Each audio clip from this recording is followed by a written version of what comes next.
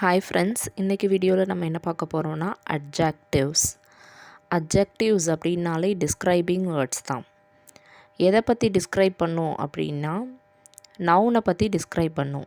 So நவுனோட categories எல்லாமே நம்ம பார்த்துட்டோம். ஸோ நவுனுங்கிறது பெயர்ச்சொல். இப்போ நம்ம பேசக்கூடிய வாக்கியங்களில் பெயர்ச்சொல்லை கண்டிப்பாக உபயோகப்படுத்தி பேசுவோம்.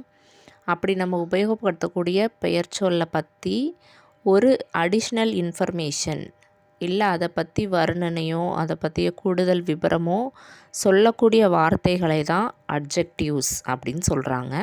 அதை தான் டிஸ்கிரைபிங் வேர்ட்ஸ் அப்படின்னு இங்கிலீஷில் சொல்கிறாங்க. இப்போ ஒரு 5 சென்டென்ஸ் கொடுத்துருக்காங்க, அதை ரீட் பண்ணி பார்ப்போம். Balu is a boy, the horse is an animal, they have a car, lead is a metal, cricket is a game. இதெல்லாமே கம்ப்ளீட் சென்டென்ஸ் தான். ஆனால் இதில் கொஞ்சம் சில மாற்றங்களை பண்ணி கீழே ஒரு 5 சென்டென்ஸ் கொடுத்துருக்காங்க, அதை ரீட் பண்ணி பார்ப்போம்.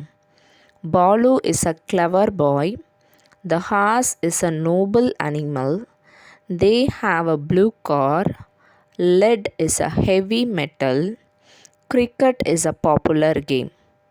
ஸோ இதில் சில வார்த்தைகளை எக்ஸ்ட்ரா சேர்த்துருக்காங்க. Clever, noble, blue, heavy, popular. So இந்த மாதிரி வார்த்தைகள் இப்போ நம்ம யாரை பற்றி பேசுகிறோமோ இல்லை எந்த பொருளை பற்றி பேசுகிறோமோ அது எந்த வகையானது இல்லை அது எப்படிப்பட்டது அப்படின்னு விவரித்து சொல்கிறது. ஸோ அந்த கிளவருங்கிறது அந்த பாலுங்கிற பாய் எப்படிப்பட்ட ஒரு பையன் அப்படின்னு கேட்டால் அவன் ஒரு கிளவரான பையன் அப்படின்னு சொல்கிற மாதிரி. ஸோ ஒவ்வொரு சென்டென்ஸுக்குமே எக்ஸ்ட்ரா இன்ஃபர்மேஷன் கொடுக்குற மாதிரி இருக்குது. ஸோ அந்த மாதிரியான வேர்ட்ஸை தான் அவங்க என்ன சொல்கிறாங்கன்னா டிஸ்கிரைபிங் வேர்ட்ஸ், அதாவது அட்ஜெக்டிவ்ஸ் அப்படின்னு சொல்கிறாங்க. தேங்க்ஸ் ஃபார் வாட்சிங்.